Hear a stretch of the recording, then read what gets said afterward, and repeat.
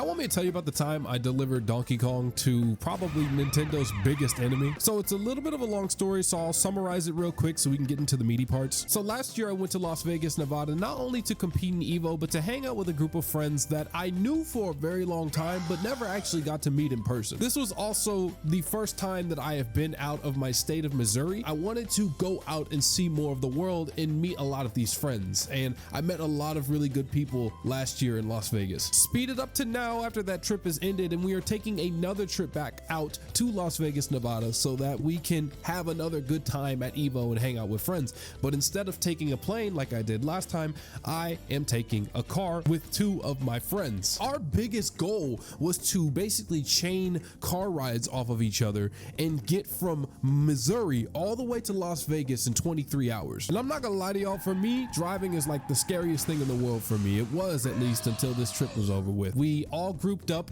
on the date that we set to go out, and then we got in the car immediately and went there. There was no rest. We didn't even plan it out. Everybody got to my place and we were all just kind of like, we could take it. And man, we were tired. Moving out of Missouri and into Kansas, I'm not gonna lie, I was kind of asleep because it was like nighttime. It was like basically getting to like 11 p.m. when we took off. I get tired in the car. I got the first rest since I literally gotten off my 9-to-5 job just to go onto this trip. So I got to rest first. I didn't get much of Kansas, at least Kansas City. Kansas in general though, in the daytime, it looks absolutely beautiful. Sometimes I felt like I either had died or gotten reborn or put in a Tekken map. And man, I can't believe how beautiful looking at the hills and the mountains were. As we were getting out of Kansas, we were getting into Colorado, and that's when we got into a little bit of like Colorado traffic. Denver, it was very, very busy. There were lots of cars, but off in the distance, we saw so many beautiful mountains. And from moving out of Denver, transferring out of Colorado, there were so many rock formations. It looked like we were driving through Radiator Springs until we got to Utah. Utah has got to be one of the most boring, no service having, no food having, no gas having Utah is just boring. There was nothing to do in Utah. Absolutely nothing to do in Utah. We just drove and drove and drove. We were trying to play Spot the Mormon, but I didn't even know what a Mormon looked like. Probably the only thing that was entertaining to see was like an occasional dust devil or tumbleweed. Oh, go dust devil, go. But then something odd started happening.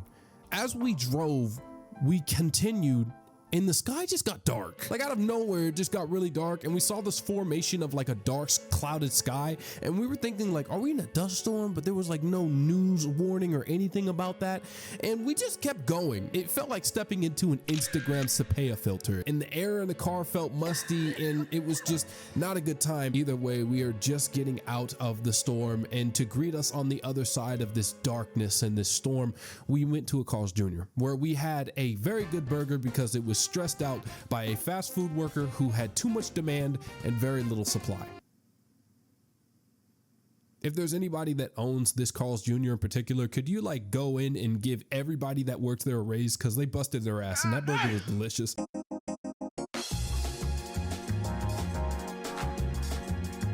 Finally, we were starting to make our way into Las Vegas, Nevada.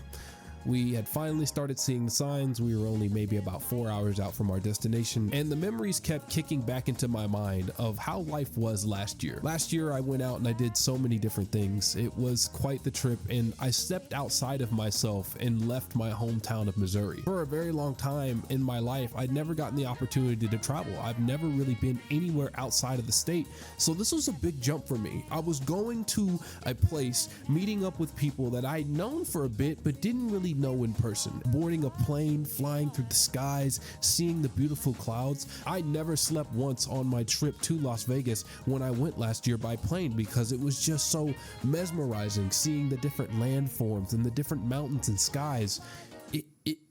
Is this what living feels like? There were many other parties at play, but the main person that allowed this to happen, the main person that basically gave me a safe place to stay in, was playing Rock 124. Happy that the Switch 2 is finally out! So glad I get to be the first person to do this! Oh no! Oh my god! Damn it! Oh my god, it's Plane Rock! Yes, the guy that board smashes stuff that is probably Nintendo's biggest enemy was the one that also housed me in his home free of charge and showed me an opportunity in life that I would never thought would be possible. He's finishing his goon session right now. Hi, King. Good morning. What's that on your back? Oh shit! Is that a copy of Donkey Kong Bananza? What?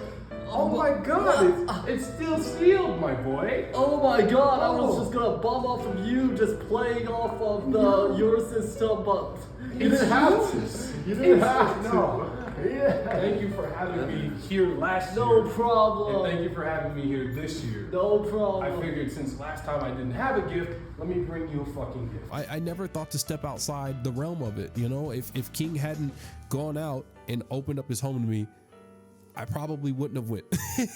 Or it would have probably been really difficult to visit all of these amazing people and still be able to afford a good meal or two. King, you're probably watching this. If you are, bro, thank you for letting me into your humble home. And thank you for the amazing time in Las Vegas. I had a great time. Also one more thing. King literally got me hooked up on a Nintendo 3DS. I have to make a video on this thing because God, it feels good to own a system like this again and to enjoy it and play it. Like, oh my God, a 3DS is amazing. Completely opposite of what I was talking about here. I hope you all enjoyed the story of how I delivered Donkey Kong to Nintendo's biggest enemy. So I didn't get to record much when I was in there because I was more focused on playing the set, but your boy did it. He made it through round number 2 of his Street Fighter pool. I was scared there for a second because we fell into losers. We almost lost, but there it is. That's my silver ticket of approval. So we'll be back tomorrow. We're gonna run the set, see what it's like. I just gotta lab. We gotta lab hard tonight. We gotta make sure we break through.